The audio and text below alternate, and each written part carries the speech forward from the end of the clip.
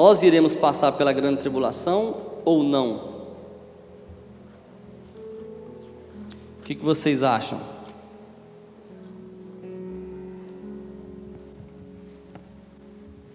Ao fazer esta pergunta para os irmãos assembleanos, pré-tribulacionistas, a maioria diz que nós não iremos passar pela grande tribulação. E eu afirmo, biblicamente, que nós não iremos passar. Existem aí uns grandes pregadores, famosos pregadores calvinistas, os nossos irmãos em Cristo, que fazem parte do corpo de Cristo juntamente conosco, e nós com eles. Eles afirmam que nós não temos base bíblica para dizer que nós não passaremos pela grande tribulação. O arrebatamento é algo eminente, e o pastor me deu aqui 2 ou 3 oportunidades, hoje é a primeira, para que eu venha explicar para os irmãos o porquê que nós não vamos passar pela grande tribulação. Todos que defendem não sabem explicar. Eu conversando com um irmão há muitos anos, que é evangélico, muitos anos, parece que umas 2 décadas, formado em bacharel em Direito, já fez teologia, eu fui professor dele, e mesmo eu ensinando, quando eu era professor de teologia dele, eu perguntei para ele e disse: nós iremos passar pela grande tribulação ou não? Ele disse não. Então eu disse: me explique, qual é a base bíblica que nós não iremos passar pela grande tribulação? Ele disse: eu não sei te explicar. Por quê? Como o pastor disse, o interesse é pouco. Ouviu, aprendeu, até o Mateus fazia o curso conosco lá, né, Mateus? Ouviu, aprendeu, mas não guardou no coração. E estes pastores famosos, calvinistas, nossos irmãos em Cristo, eles afirmam que nós não temos base bíblica para isso. E eu quero mostrar nesses 3 ensinos que nós temos sim base bíblica para isso. Em primeiro lugar, eu quero já abrir este estudo com 3 versículos, e eu quero que você abra sua Bíblia e confira comigo. Primeiro, Daniel 12:1. Daniel 12:1.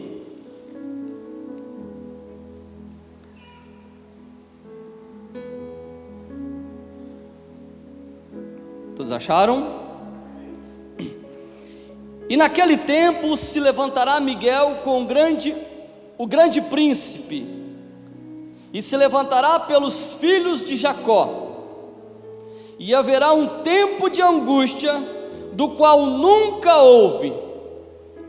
Lembram, stop no versículo aqui, lembram quando Jesus disse que nunca houve e jamais haverá um tempo de tribulação? Desde que houve nação até aquele tempo, mas naquele tempo livrar-se-á o teu povo todo aquele que se achar escrito no livro. Veja bem, Daniel diz que haverá um tempo de tribulação que nunca houve, e que vai ser livre aquele que tiver escrito no livro da vida. Neste caso, Daniel estava se referindo, em primeiro lugar, aos judeus convertidos a Cristo, a igreja judaica, porque a igreja começou com os judeus, e os gentios convertidos a Cristo, ou seja, a igreja do Senhor Jesus Cristo. Então, ou seja, por esse versículo nós entendemos que a tribulação não será para a igreja, e sim para Israel. A tribulação, a grande tribulação será para Israel. Nós vamos estudar aqui as 70 semanas de Daniel, que é o ponto de partida para nós entendermos que nós não passaremos pela grande tribulação. Nós vamos estudar e nós vamos entender que a grande tribulação é para expurgar Israel, é para fazer Israel reconhecer o Messias, o verdadeiro Messias, que já veio, mas eles não aceitaram, certo? Para confirmar esse versículo, eu quero que você abra comigo em Jeremias 30. Jeremias 30, abra sua Bíblia. Eu faço questão que você abra sua Bíblia.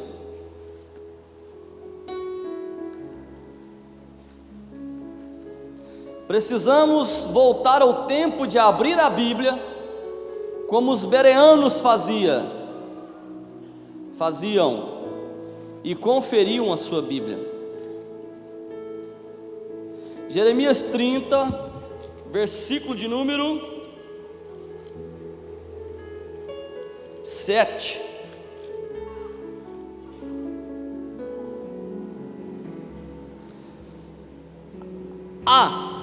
Porque aquele dia é tão grande que não houve outro semelhante. Esse dia se refere ao dia da ira do Senhor, certo?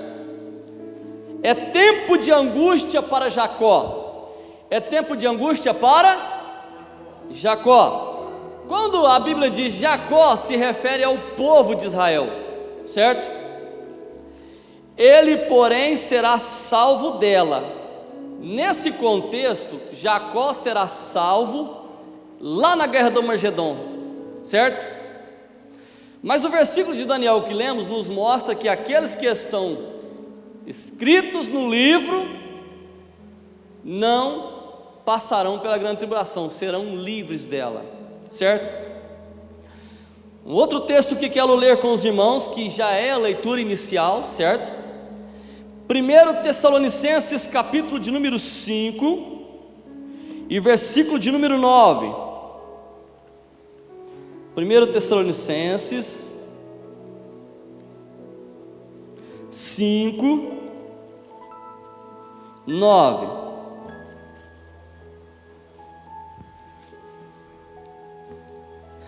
Para mim ler esse versículo, eu quero que vocês entendam que a primeira carta aos Tessalonicenses, Paulo ensinou para os irmãos de Tessalônica que Jesus iria voltar e que posteriormente iria haver uma grande tribulação, certo? A própria carta nos dá a entender que Jesus Cristo volta e depois haverá uma grande tribulação.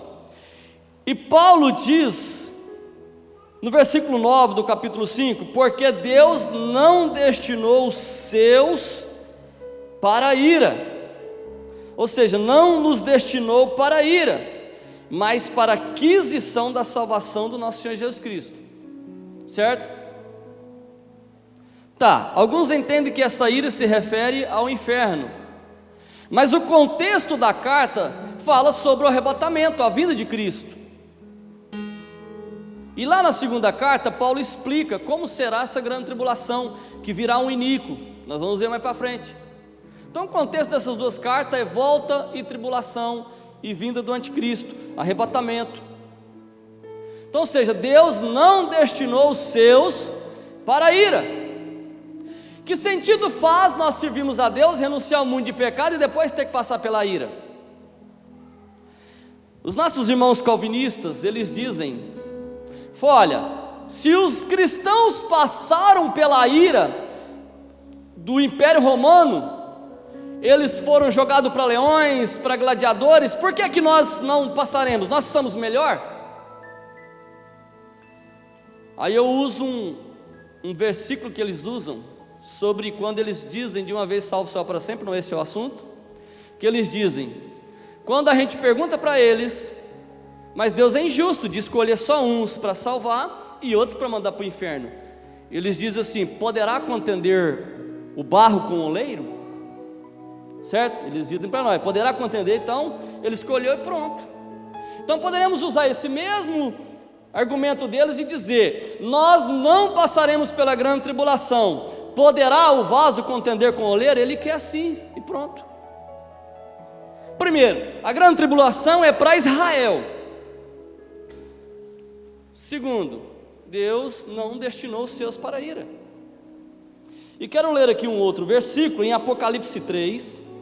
Abram a Bíblia, faço questão de todos vocês que têm Bíblia, abram as vossas Bíblias, para que vocês entrem dentro do estudo e vocês aprendam o porquê nós acreditamos nessa interpretação, certo? Apocalipse 3, versículo de número 10. Como guardastes a palavra da minha paciência, também eu te guardarei da hora da tribulação que há de vir sobre todo o mundo, para tentar os que habitam sobre a terra. Para tentar os que habitam sobre a terra, e não a igreja. O propósito da tribulação não é tentar a igreja. A Bíblia nos exorta a sermos fiéis hoje, não lá. Certo? Para tentar os que habitam sobre a terra. Uma tribulação, Jesus, aquele que guarda a fiel palavra, aquele que guarda a fiel palavra do Senhor, aquele que lavou as suas vestiduras no sangue do Cordeiro, aquele que dá bom testemunho de Cristo, aquele que honra o nome de Cristo, será guardado da tribulação que virá sobre todo o mundo.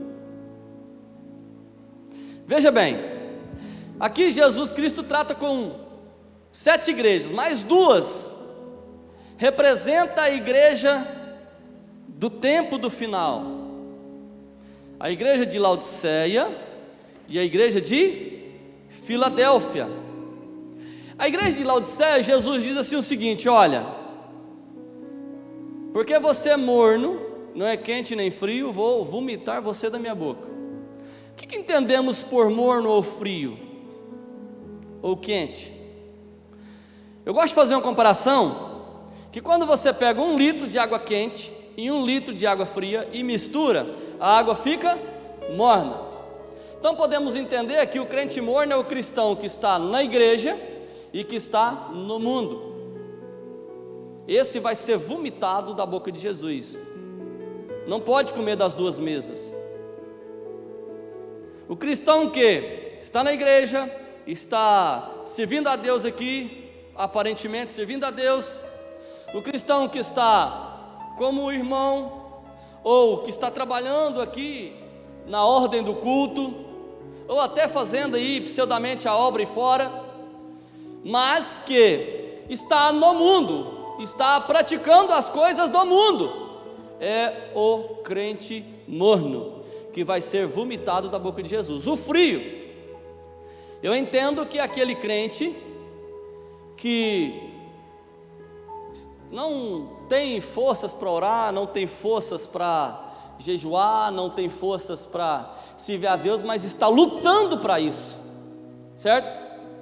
É o crente frio, ele está lutando para isso, ele se arrepende, ele chora, ele se humilha, está lutando para isso. Ele reconheceu Jesus Cristo como Salvador, ele abandonou o mundo de pecado, ele batizou, ele participa do corpo do sangue de Cristo, mas ele é um crente raquítico, é o crente frio, eu entendo assim. E o crente fervoroso, quente, é o que está na ativa, com comunhão, é aquele que representa mesmo o reino de Deus, é aquele que está pronto a morrer por Cristo e a falar de Cristo em todo e qualquer lugar, certo? Essa é uma prova de que muitos ficarão no arrebatamento, o crente morno, certo? Então veja, Daniel 12:1 diz que os cristãos não passarão, ou seja, serão livres dessa ira, dessa angústia programada por Deus pelas 70 semanas de Daniel para Israel. Tessalonicenses 5:9, Deus não destinou os seus para a ira. Apocalipse 3:10, existem outros textos, eu escolhi esses 3 aqui, diz que Deus vai nos livrar, a igreja Filadélfia, que representa a igreja Filadélfia, os fervorosos, os servos de Deus, os frios ou quentes, frios que estão lutando para ir para o céu, e os quentes, os crentes que são servos de Deus fiéis, serão livres dessa grande tribulação que haverá sobre todo o mundo, certo? Aí alguém diz assim, mas essas cartas eram para aquela época. Não, a Bíblia é atual, o Apocalipse é mais atual hoje do que aquela época. certo? Bom, para entendermos que nós, cristãos, denominados teologicamente como pré-tribulacionista, para entendermos que nós não iremos passar pela grande tribulação, existe um contexto da Bíblia. Os nossos irmãos, corpo de Cristo, calvinistas, também corpo de Cristo, nós com eles e eles conosco, eles dizem que nós não temos base bíblica para sustentar essa doutrina, e eles baseiam em Mateus 24, o principal texto. Depois nós vamos ver Mateus 24 também, certo? Então, mas nós temos base sim. O problema é que os nossos exegetas não divulgam o que nós pensamos. Eles simplesmente dizem, nós não iremos passar, certo? Mas existe um contexto bíblico. Essa ideia pré-tribulacionista, ela foi desenvolvida por John Darby, em aproximadamente 1900 não lembro a data bem, 1915, realmente não lembro a data. Baseado, eles dizem, essa doutrina não se sustenta, porque é baseada na ideia de uma menina de 15 anos, por nome Margaret McLaren, que teve uma visão, e aí John Darby adotou essa ideia e isso pegou. Sorte é que, indiferente se foi ele ou se foi a menina que teve ou ele que elaborou, se tem sustentação bíblica, sim, podemos acreditar. Os irmãos estão entendendo? Veja lá, a interpretação pré-tribulacionista se baseia no contexto de Daniel 9, 24 e 27, sobre as 70 semanas de Daniel, se baseia em Daniel 12, 1, que nós lemos, se baseia em 2 Tessalonicenses capítulo 2, versículo 7 e 8, 6, 7 e 8, se baseia em Mateus 24, 36, 44 e 50, certo? Então vamos começar aqui, eu só tenho mais alguns minutos, 15 minutos, vamos começar aqui, é meia hora, né, pastor? Vamos começar por Daniel capítulo 24, 9, versículo 24, os irmãos abram aí.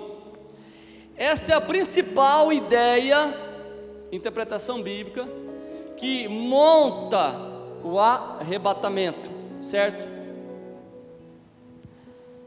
Eu quero aqui adiantar um negócio e dizer o seguinte, que os nossos irmãos, mesmo tribulacionistas ou pós-tribulacionistas, eles dizem que os no meio da grande tribulação, eles dizem que Jesus volta uma única vez para buscar a sua igreja, e que nesse período, essa primeira parte, nós passaremos pela tribulação, nós passaremos pelo período do anticristo. Só que essa passagem não se sustenta, essa ideia não se sustenta. Por qual motivo? Porque Jesus diz lá em Mateus 24, em 3 versículos, que o dia dele vai ser como um ladrão. O que Jesus quis dizer? Que ninguém espera. Ninguém espera. E se hoje um líder mundial assina um acordo com Israel, uma aliança com Israel, eu poderia marcar a volta de Jesus, que é daqui 3 anos e meio. Em Apocalipse capítulo 11, chama esses 3 anos e meio de 1260 dias, que é o mesmo período que as 2 testemunhas irão profetizar. Também chama de 42 meses, no mesmo versículo, 11, 2 e 3, 42 meses, eles profetizarão 42 meses ou 1260 dias. Então veja bem, se o líder mundial, o anticristo, é um líder mundial e assina um acordo com Israel, de paz, como diz Daniel 9, 27, nós vamos ler, certo? Eu posso marcar a volta de Jesus, ele vai vir daqui 1260 dias, concordam? Então não se sustenta, porque Jesus disse que aquele dia e hora ninguém sabe. Ele disse dia e hora ninguém sabe. Então se o anticristo assinou, sai nas notícias, o líder mundial, fulano de tal, assinou um acordo de aliança com Israel, que é esse acordo de paz que eles tanto almejam, certo? Então, Jesus volta daqui 1260 dias. É só você entender, interpretar, é simples. Segundo, os nossos irmãos, mesmo tribulacionistas ou pós-tribulacionistas, eles acreditam, nós vamos explicar aqui que é isso mais para frente. Eles dizem que Jesus vem no meio da grande tribulação e tira a sua igreja, certo? No meio da grande tribulação. Dá a entender que todo olho verá. Por quê? Porque eles dizem que ele vem só uma vez. E lá em Apocalipse 3:7 fala que todo olho verá. 1:7, desculpa. Apocalipse 1:7 fala que todo olho verá. Ele vem e todo olho verá. Então veja bem, se Jesus viesse realmente no meio da grande tribulação, e Apocalipse 1:7 fala que todo olho verá, então eu posso dizer que todas as pessoas verão o arrebatamento, Jesus arrebatando a sua igreja. Daí eles falam que não existe o arrebatamento secreto, certo? Se todo olho verá, ele não está vindo como ladrão, ele não está vindo sem todo mundo, está todo mundo esperando. Concorda, pastor? Então vamos esperar, ó, daqui 3 anos e meio Jesus vai voltar. Então vamos esperar, vamos ficar certinho aqui, vamos passar pela grande tribulação, vamos morrer por amor a Cristo, porque daqui 3 anos e meio ele virá. Então ele não está vindo como um ladrão. Os irmãos estão entendendo? Fala como um ladrão da noite. Jesus não fala assim, ó, ninguém espera o ladrão.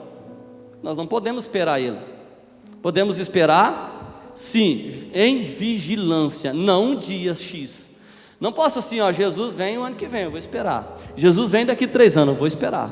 Jesus vem daqui 3 anos e meio, eu vou esperar. Não, Jesus vem o mês que vem, eu vou esperar. Não, nós podemos ser fiéis a Deus em vigilância. Inclusive o texto de Mateus 24 manda a gente ficar em vigilância para esperar, certo? Daniel 9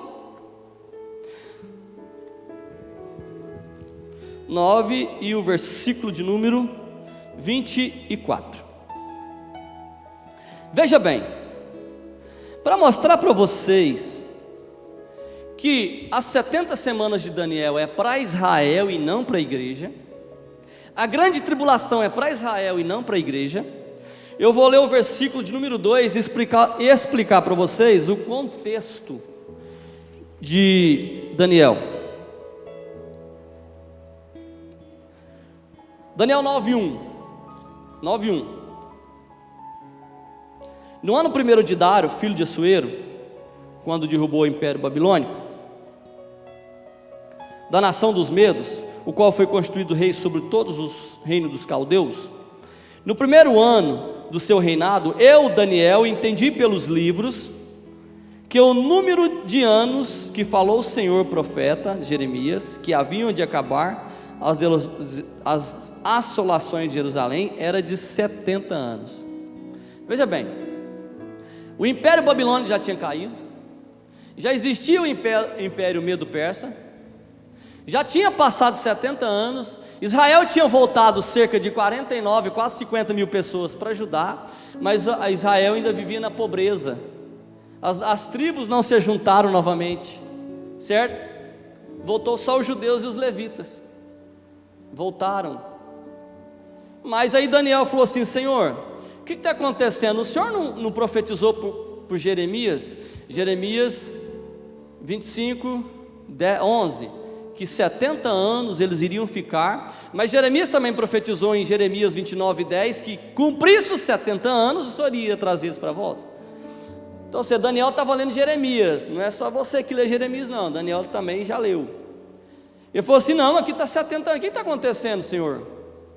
Por que Israel está naquela pobreza, voltou só aquele pouquinho de pessoa? Por que Jerusalém está destruída? Aí ele entrou num período de oração,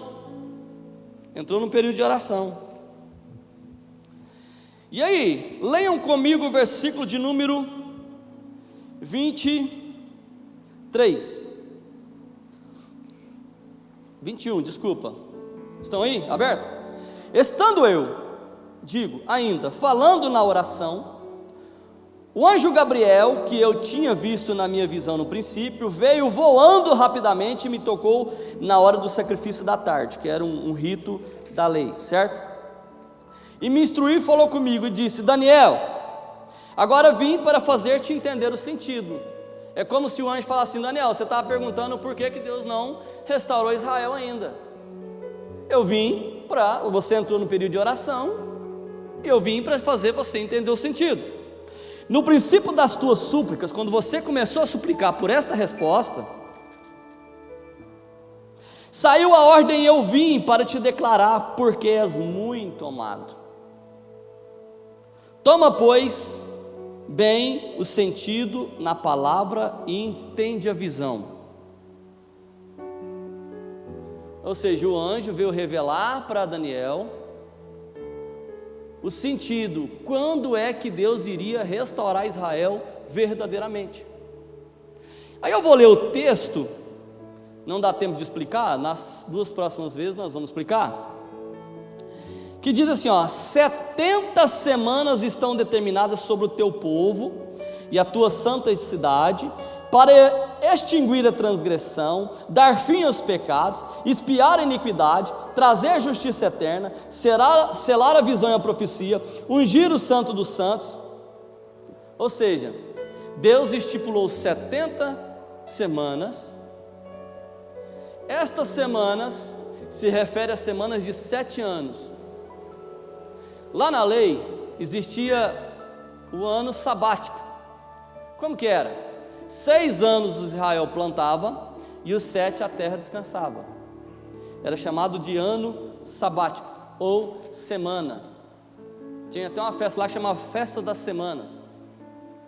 Ou seja, eles plantavam 6 anos e no 7º a terra descansava. Isso era uma semana na lei, certo? Diferente da semana de dias.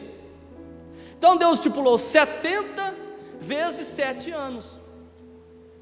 Conhecido como 70 semanas de Daniel, certo?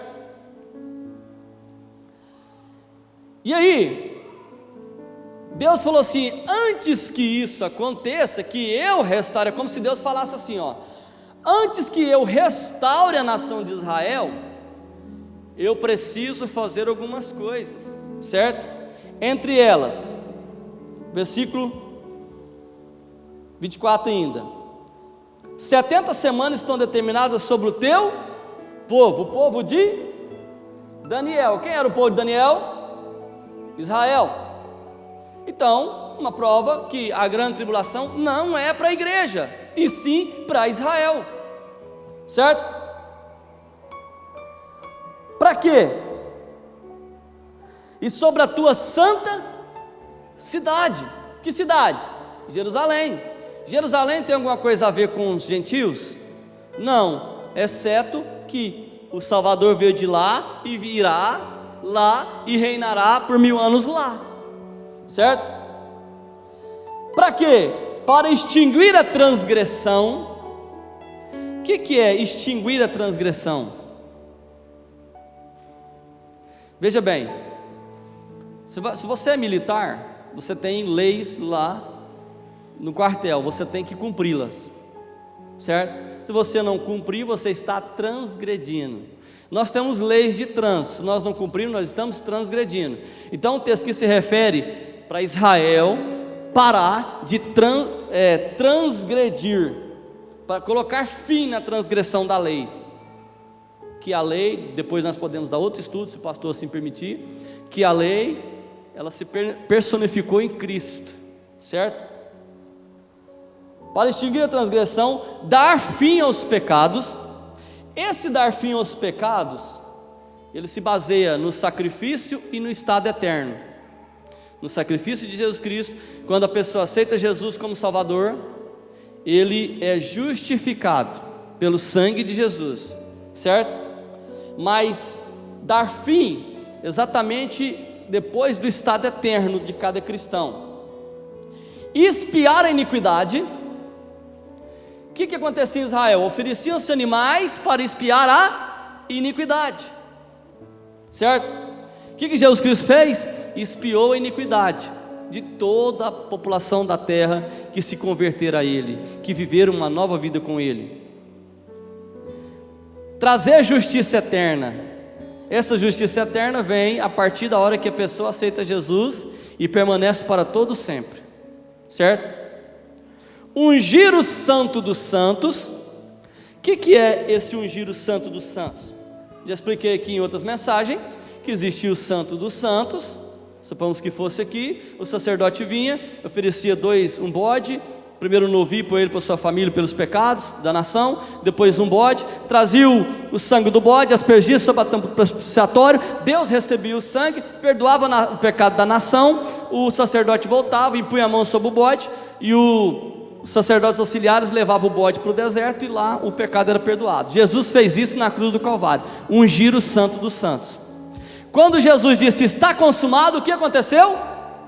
O véu desse lugar rasgou de alto a baixo, não precisa mais, porque ele, aqui nesse versículo, se cumpriu lá no sacrifício de Jesus Cristo na cruz do Calvário. Estou concluindo para nós continuarmos.